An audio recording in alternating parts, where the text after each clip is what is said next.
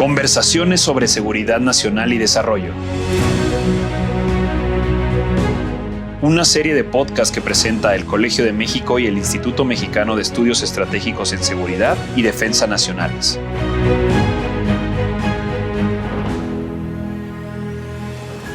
Soy Celia Toro y nuevamente les doy la más cordial bienvenida a esta serie de conversaciones que organizan el Instituto Mexicano de Estudios Estratégicos en Seguridad y Defensa Nacionales y el Colegio de México. Saludo a Omar García Luna de este instituto, del IMESDEN, quien organiza también este podcast. Buenos días, Celia. El día de hoy platicaremos sobre el concepto de seguridad humana y la forma en que ha modificado las relaciones civiles militares en América Latina. Nos acompañan el doctor Santiago Botero y el doctor Carlos Barrachina, ambos investigadores de tiempo completo en el Instituto Mexicano de Estudios Estratégicos en Seguridad y Defensa Nacionales, los dos miembros del Sistema Nacional de Investigadores. Santiago Botero es doctor en Derecho por la Universidad Complutense de Madrid y cuenta con estudios de postdoctorado en la Universidad de Buenos Aires. Por su parte, Carlos Barrachina es doctor en Ciencias Políticas y Sociología por la Universidad Nacional de Educación a Distancia, UNED, en España.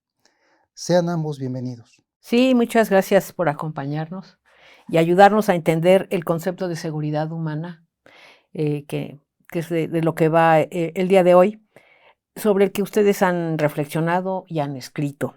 Yo recuerdo haber escuchado sobre la seguridad humana hacia fines de los 90s y creo que se planteaba, pero corríjanme porque los que saben son ustedes, como una alternativa al concepto de seguridad nacional que en opinión de muchos había justificado las violaciones de derechos humanos que ocurrieron a raíz de los golpes de Estado que se dieron en varios países de América Latina. Es decir, era un intento por construir una noción distinta, políticas distintas de seguridad al fin de la Guerra Fría. La ola democratizadora que sigue o que observamos en la región después de la desaparición de la Unión Soviética en 1991, impulsa la idea, y aquí cito a Carlos Barrachina, de que las Fuerzas Armadas debían de ser controladas por el poder político, fin de la cita, y rendir cuentas al poder civil. Al mismo tiempo, en realidad antes, surge principalmente en Europa y en Estados Unidos la idea del Estado constitucional y democrático de derecho, en el que la seguridad, entendida como seguridad humana, ocupa un lugar central, como bien ha escrito Santiago Botero. Corríjanme esta introducción, ayúdenme a reconstruir la historia y el significado de este concepto de seguridad humana. Quizá empecemos con Santiago, ¿te parece bien? Perfecto. Tú has escrito sobre, y cito el título de uno de tus artículos, La seguridad humana en el contexto del Estado constitucional y democrático de derecho, y me pregunto por qué es importante pensar o entender la seguridad humana en ese contexto precisamente. ¿A qué se refiere la seguridad en ese marco? Bueno, pues primero que todo, muchísimas gracias por la invitación, Celia, Omar. Un gusto compartir con ustedes, con el doctor Barrachina, este espacio. Yo creo que lo primero sería reflexionar brevemente de qué hablamos cuando hablamos de Estado constitucional y democrático de derecho. Esta es finalmente una forma organizativa de lo público que surge, en efecto, en la segunda mitad del siglo XX, como una idea superadora del Estado social de derecho y que procura o busca de manera sucinta pues, un equilibrio entre el ejercicio del poder público, el ejercicio del poder del Estado y los derechos fundamentales. Y podríamos entender que el Estado constitucional y democrático de derecho tiene tres características básicas. La primera de ellas es la supremacía de la Constitución. La segunda es el respeto por los principios democráticos, de allí lo de Estado constitucional y democrático de derecho. Y la tercera, pues precisamente la garantía, la eficacia de los derechos fundamentales. Estas tres características pues han ido conformando esta forma organizativa que, como bien sabemos, es de alguna manera la forma hegemónica en buena parte de Occidente. Cuando hablamos de supremacía de la Constitución, pues nos referimos básicamente a que la Constitución deja de tener un rol meramente programático y pasa a tener una función normativa concreta. Y significa también que la Constitución no representa o no encaja en ningún proyecto en particular, sino que la Constitución es un marco donde conviven posturas que de entrada pueden resultar contradictorias. Las constituciones contemporáneas cobijan derechos y principios individualistas junto con principios comunitarios, principios liberales y principios sociales, libertad, pero también igualdad, etcétera. Así entonces, la Constitución no es un proyecto único, sino que hay allí principios y derechos que muchas veces inclusive podrían ser contradictorios. Y la definición de la prevalencia entre unos y otros no se da a priori, sino que se da de alguna manera caso a caso, y por eso es que estos principios que parecen y muchas veces son contradictorios están constantemente en pugna, tanto en el terreno político como judicial. Eso por un lado. Exactamente. Esa es como la primera característica. La segunda es el respeto por los principios democráticos. Esto se refiere, por supuesto, a la existencia de elecciones libres, al respeto por derechos políticos y civiles, etcétera, pero con una característica muy particular, y es la idea del principio contramayoritario. Es decir, como dentro del Estado constitucional y democrático de derecho, el objetivo fundamental, el objetivo último es la garantía, la eficacia de los derechos fundamentales, ni siquiera cuando estamos en presencia de un consenso, ese consenso puede implicar la violación de derechos humanos en las decisiones. Y la tercera característica tiene que ver pues, con algo que está muy en boga, sobre todo en México en los últimos tiempos, y es que los jueces constitucionales son los garantes tanto de la supremacía de la Constitución como del respeto por los derechos humanos. Y con todo lo que esto ha generado, no solo en México, sino en buena parte de los países occidentales. Entonces, si entendemos que esto así brevemente explicado es eso a lo que podemos llamar Estado constitucional y democrático de derecho, pues en este marco hay que pensar la seguridad desde otra perspectiva. Desde otra perspectiva, y en ese marco es que surge, como bien decías, a finales del siglo XX, particularmente por allá a mediados de la década de los 90, la idea de la seguridad humana. La seguridad humana vista fundamentalmente como un replanteamiento de una visión meramente estatocéntrica de la seguridad y amarrada, unida a la idea de que finalmente la razón de ser del Estado es la eficacia de los derechos humanos o de los derechos fundamentales, para no entrar en esa disquisición. En este marco del Estado constitucional y democrático de derecho, la razón de ser del Estado no es otra diferente a ser eficaces los derechos humanos. Y es eso precisamente de lo que se ocupa la seguridad humana, de entender la seguridad como libertad de miedos sobre todo, y libertad de necesidades. Y en esos dos ejes es donde se mueven pues, todos los replanteamientos que viene a ser un concepto que ha tenido altas y bajas en estas 3 o 4 décadas.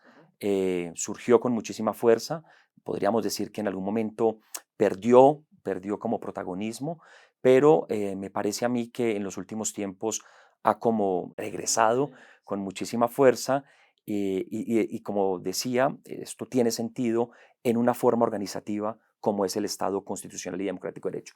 No tendría tanto sentido en otras formas de organización. Es decir, la idea de la seguridad humana no tendría cabida en un Estado liberal de derecho. Y la idea de la seguridad humana no tendría un perfecto acoplamiento con la forma del Estado social de derecho. Pero en la forma organizativa del Estado constitucional y democrático de derecho, digamos que cobra toda coherencia la idea de la seguridad humana. Al ponerse al frente el concepto de seguridad humana, ¿se soslaya el de seguridad nacional? Ya no se habla de él. En efecto, ¿era un intento también por dejar de pensar la seguridad en esos términos? No. De hecho, la idea de seguridad humana surge como un concepto amplio, un concepto multidimensional, que viene a a dotar de sentido, a hacer funcionales otros múltiples conceptos de seguridad. Seguridad nacional, seguridad alimentaria, seguridad económica, seguridad en la salud, etc. Entonces, el concepto no surge como opositor a la idea de la seguridad nacional, o no necesariamente, ¿no? Sino como un concepto, insisto, que articula otros conceptos más específicos de seguridad. Toca el momento de pedir los comentarios del doctor Carlos Barrachina. Estimado Carlos, en este sentido, dentro de este marco del concepto de seguridad humana, ¿cómo es que se modificaron de manera específica las relaciones civiles militares? ¿Cómo es que interpretaron las cúpulas militares, incluyendo los ministerios de defensa, este concepto nuevo de seguridad humana? En primer lugar, también agradecer mucho la invitación a platicar con ustedes en este podcast y bueno, rescatar un poco desde una perspectiva menos jurídica, por así decirlo, el concepto este de seguridad humana y de relaciones civiles militares. Seguridad humana se entiende en el contexto de que el ciudadano es importante, de que las personas que formamos parte de un Estado-nación, pues somos relevantes. Y eso es algo que se ha ido consolidando desde el siglo XX hasta nuestros días, especialmente después de la Segunda Guerra Mundial, en el que el Estado ha ido generando instituciones y los ciudadanos han ido perfeccionando con perfiles adecuados para cada una de las funciones, y eso ha ido dando vida a un nuevo tipo de sociedad que no existía antes. Entonces, en ese contexto es que empieza a reflexionarse sobre la idea de la seguridad de las personas, más que del Estado-nación, que efectivamente no desaparece. No desaparece, está más vigente que nunca, pudiéramos decirlo en algunos momentos, ¿no? En ese sentido, fue un riesgo el traer el concepto de seguridad humana hacia América Latina. Es un concepto que surge en el seno de Naciones Unidas y que luego en América Latina trata de pues adaptarse a la realidad. ¿Cuál es el problema con sociedades que tienen instituciones políticas débiles? Cuando tú hablas del concepto de multidimensionalidad de las amenazas, porque claro, si hablamos de las personas tienen de esa libertad al miedo, o sea, a estar libres de miedo, pues las personas tienen, ¿cómo se dice? Pues hay muchas facetas que nos pueden afectar nuestra libertad. De hecho, esa es la razón de ser del Estado. En cierta forma, es lo que Hobbes decía, ¿no? O sea, es la razón de ser del Estado, la natural, el tener una organización que nos permita vivir sin miedo y con certidumbres.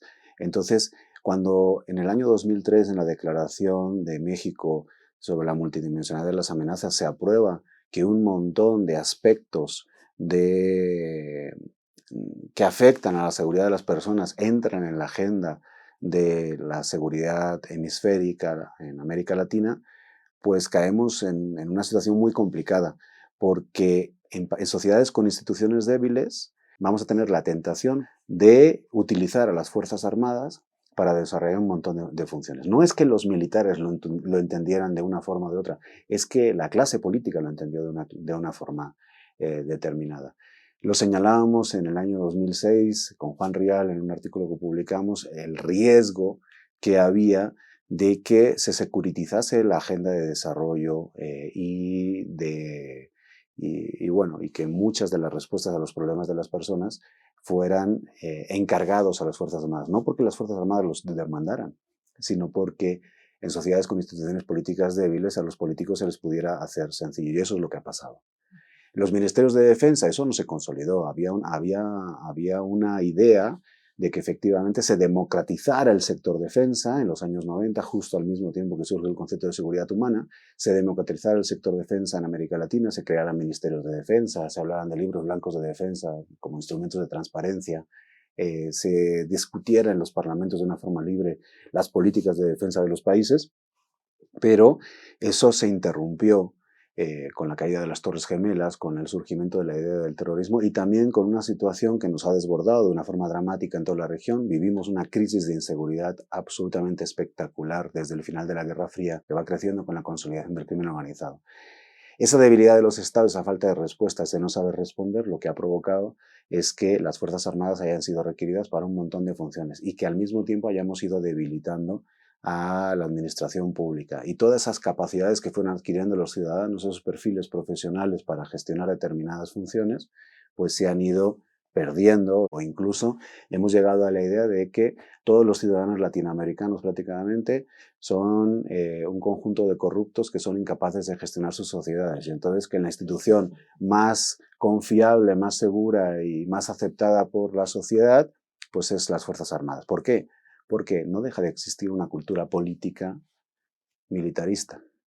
Cuando hablamos de militarismo nos referimos a una cultura política. Cuando hablamos de militarización nos referimos a la practicidad de esa presencia militar en muchas funciones de desarrollo o seguridad, ¿no? Que no corresponden de una forma directa o teórica, por así decirlo, a las Fuerzas Armadas, sino a una sociedad que es capaz de desarrollarse y de buscar a los profesionales con los perfiles más adecuados para desarrollar funciones de una forma más eficiente y sobre todo democrática. La literatura de relaciones civiles militares solamente se puede entender desde un contexto democrático, porque si no, no tiene sentido. Los grandes temas que se han discutido en relaciones civiles militares son el tema de la intervención de los militares en política como un riesgo para la democracia, el tema de la profesión de los militares en un contexto democrático, cómo se entiende la profesión de los militares en un contexto democrático, y el tema de la gestión del sector defensa, cómo se debe de entender en unas sociedades que aspiran a vivir en un contexto de democracia, ¿no?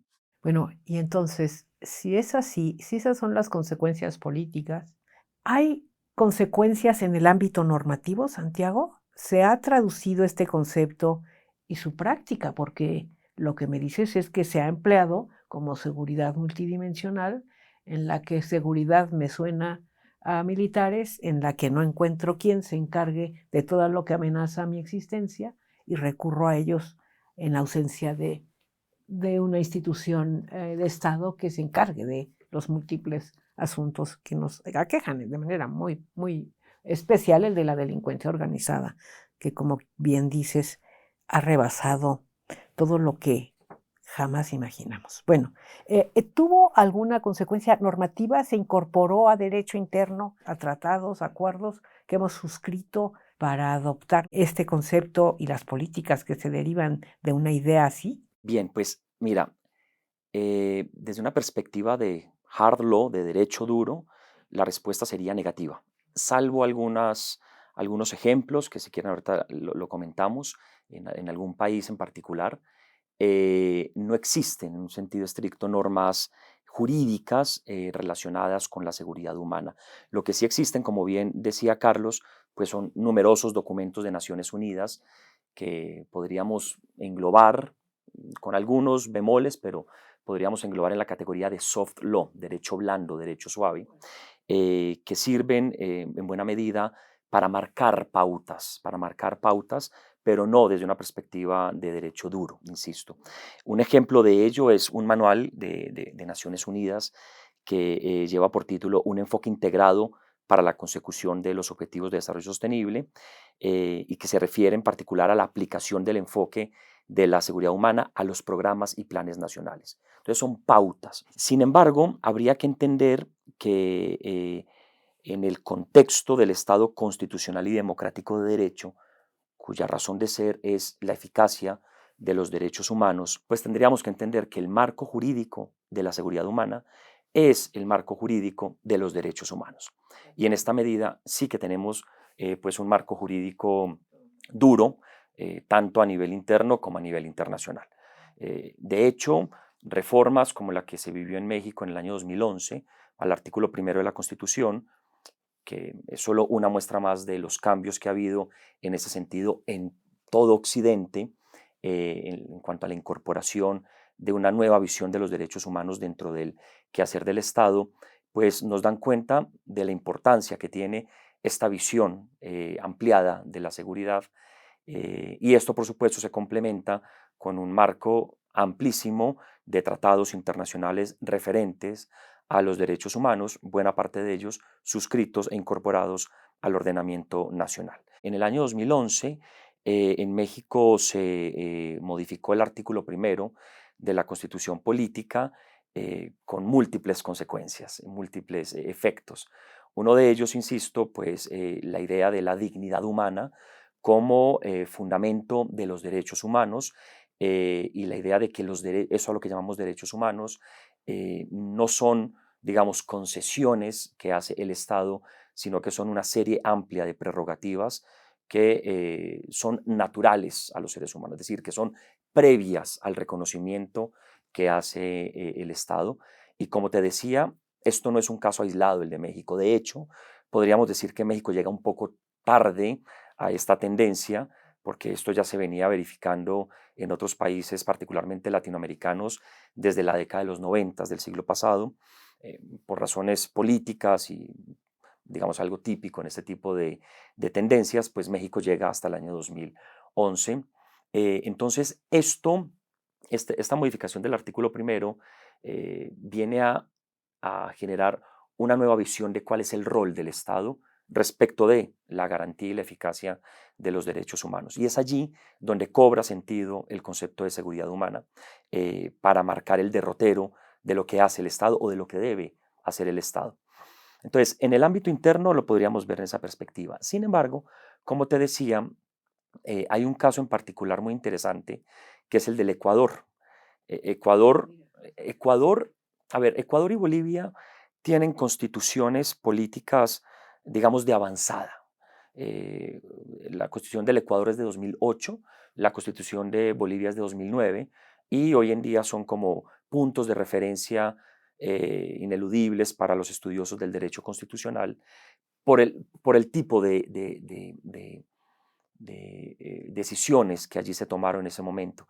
En el caso de Ecuador sí hay en particular un artículo, que es el artículo 393 de la Constitución, donde dice puntualmente que el Estado garantizará la seguridad humana.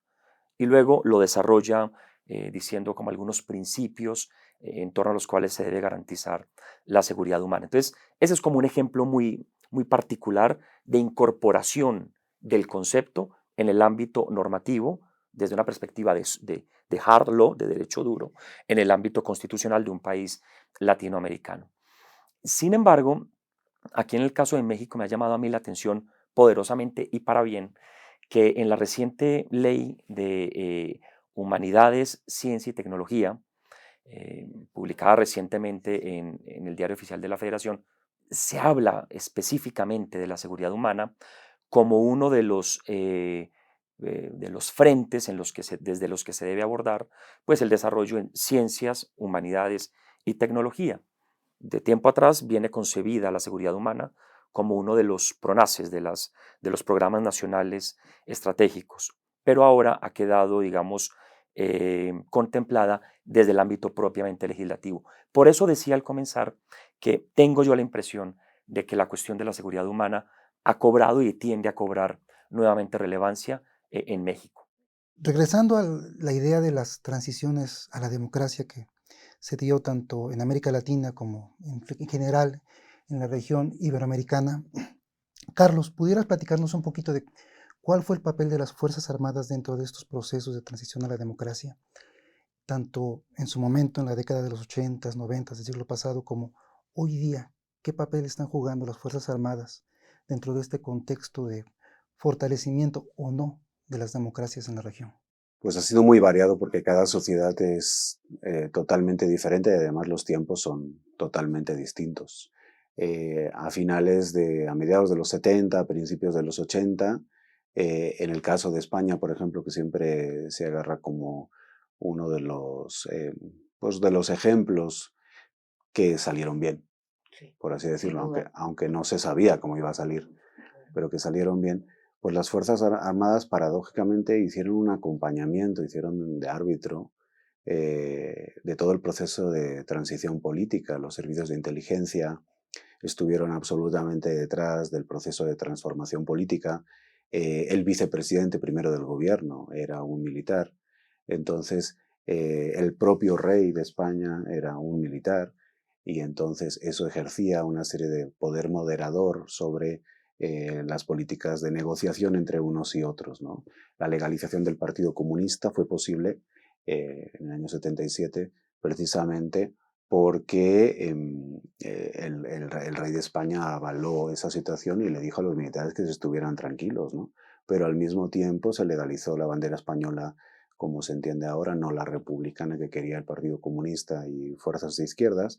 Entonces hubo toda una serie de consensos en los que el ejército fue muy importante como factor moderador por tratar de evitar una guerra civil que había sucedido pues unos años antes, ¿no? Pero unos años antes, desde un contexto de que los muertos, por así decirlo, eran los papás o los abuelos de los que estaban en el proceso de transición política, no eran los hijos, como en el caso de las transiciones políticas que se generan en el sur de América, ¿no? Y en el que la tensión, en el que la situación es mucho más palpable, pues porque el daño es mucho más reciente, ¿no? En los procesos de América Latina la presencia militar también fue muy constante. Se trató de generar la estrategia, se vendió mucho la estrategia española del olvido del pasado, pero claro, eso es imposible en el contexto latinoamericano porque los que mataron son tus hijos, eso no lo puedes olvidar que fusilaron a tu padre, o a tu abuelo, pero que mataron a tu hijo y que lo torturaron y que hicieron toda una serie de situaciones. Entonces en América del Sur los procesos de transición fueron de otra forma, ¿no? Al final el olvido no funcionó. Los militares ellos mismos se apartaron del poder, entendieron que no podían estar en el escenario político porque eso podía tener consecuencias penales para ellos también, ¿no? Y de que debían de hacerse a un lado. En Centroamérica, en un momento después de todas las guerras civiles, el problema de Centroamérica es la debilidad de las instituciones. Entonces, estuvieron presentes como fuerza de orden público, estuvieron en las funciones que les encomendó el Estado, pero tratando como de pedir disculpas a una sociedad que pretendía ser democrática, ¿no? Tratando de volver a ganar, porque eso sí les importa mucho a las Fuerzas Armadas en todo el mundo, de hecho, la imagen que tienen con la sociedad, ¿no? Recuperar un poco esa imagen de que son una institución honorable, de que son unos buenos profesionales, de que no abusan de los derechos humanos. Esas son cosas que les preocupan a las altas jerarquías militares, ¿no? Entonces ellos trataron de recuperar esa posición. Lo que pasa que efectivamente en los últimos años la clase política les ha demandado un montón de funciones en un contexto de no consolidación de democracia. Ojo, que eso es lo que tenemos que hablar también. Lo dijo el PNUD en el año 2004 cuando empezó a alertar en el informe sobre la democracia en América Latina de la necesidad de que se resolvieran los problemas de la gente, en la necesidad de que atendiésemos los problemas reales de las personas, de que atendiéramos ese cansancio con la democracia que se estaba fomentando o que se estaba creciendo en muchos ciudadanos porque no veían resultados positivos de vivir en democracia en relación a su economía, a su bolsillo, a su estabilidad, a su seguridad. Eso lo advirtió Naciones Unidas desde el 2004. Las Fuerzas Armadas se han vuelto a ir consolidando en prácticamente toda la región como instituciones confiables y entonces para los políticos ha sido muy cómodo el tener fuerzas armadas obedientes a las que les han pedido el apoyo, pero claro, cuando tú pides el apoyo a las Fuerzas Armadas desde un contexto de autonomía tradicional, que es el concepto que Huntington acuña en los años 60 para tratar de entender la profesión en un contexto democrático, ellos compran la versión de Huntington que habla de una autonomía profesional clara en lugar de un acercamiento a los valores sociales y a un control político como el de cualquier otra administración pública, claro. Entonces, pues tenemos que cuando le entregas las funciones a las Fuerzas Armadas, pues hay una autonomía y una falta de transparencia, pues explicable. Natural prácticamente, ¿no? Y eso es lo que estamos viviendo hoy en día con muchísimas funciones. El punto es ese, ¿qué tipo de democracia podemos vivir en la región? En ese contexto de crisis de seguridad regional impresionante. Y de instituciones del Estado, como bien dice. En México se está pidiendo que las Fuerzas Armadas, yo creo que es un debate muy importante, que las Fuerzas Armadas estén en las calles apoyando a la seguridad pública, pero constitucionalmente no pueden estar. Al principio el general Salvador Cienfuegos dice, bueno, pues aprobemos la ley de seguridad interior, para que, rescatando un concepto de seguridad interior, que es un concepto de Guerra Fría, que es un concepto que sigue instalado, que está ahí en la Constitución, en algunos sitios, pero que realmente es un concepto que ese sí trae muy malos recuerdos por el tema de la doctrina de seguridad nacional. Y entonces se rescata ese concepto, pero ese concepto se declara inconstitucional después. O sea, no puedes utilizar ese concepto para que los militares puedan estar en las calles. Entonces, la nueva vuelta de tuerca es el tema de la Guardia Nacional y su militarización. Claro, la preocupación de los militares es lícita. Tengo que estar en las calles, no quiero que me castiguen por estar haciendo lo que me están ordenando. Pero la situación de qué democracia queremos vivir, pues entra dentro de ese debate, porque efectivamente, mientras no se cambie la Constitución, pues no se puede ejercer pues ese tipo de políticas. ¿Cuál sería mi idea? Tenemos que fortalecer cuerpos de seguridad civiles, tenemos que y dejar que los militares regresen a sus funciones, pero la clase política pues ha decidido que es más cómodo llamar a las Fuerzas Armadas para ellos, es más cómodo llamar a las Fuerzas Armadas. Entonces ahí está el contexto, crisis regional de inseguridad, democracias muy débiles, tenemos que vivir en un contexto que no va a cambiar sencillamente en los próximos 20, 30, 40 años, porque no lo ha hecho en los últimos 20, 30, 40 años, ¿no? Al revés, hemos ido profundizando en una crisis de inseguridad bárbara en la que el crimen organizado se ha consolidado. Entonces vamos a tener que pensar mucho sobre ello. Pues se nos acaba el tiempo, ¿verdad, Omar? Se nos acaba el tiempo, pero qué interesante el contexto que nos pintaron nuestros invitados, en donde frente a un marco jurídico con unos principios fabulosos, tenemos una realidad política que nos complica el alcanzar esa vida en democracia que quisiéramos para nuestros países. Recomendamos entonces el artículo de Carlos Barrachina y Juan Rial, que lleva por título Los Ministerios de Defensa en América Latina y las consecuencias de la multidimensionalidad de las amenazas. Es un artículo que se publicó en la revista América Latina Hoy en el 2006. Me gustaría comentar que estamos próximos a publicar un libro colectivo en el IMESDEM, donde se van a tratar algunos de estos temas de seguridad, de defensa y de desarrollo. Y recomendamos también, de Santiago Botero Gómez, el artículo La seguridad humana en el contexto del Estado constitucional y democrático de derecho, un capítulo de un libro que aparecerá pronto, al que se ha referido ahora Omar, publicado por el IMESDEN. Terminamos así, Omar, Santiago, Carlos, otro episodio de la serie Conversaciones sobre Seguridad y Desarrollo que organizan el Instituto Mexicano de Estudios Estratégicos en Seguridad y Defensa Nacionales y el Colegio de México. Se despiden de ustedes Celia Toro y Omar García Luna. Hasta pronto. Esto fue una producción de la Coordinación de Educación Digital del Colegio de México.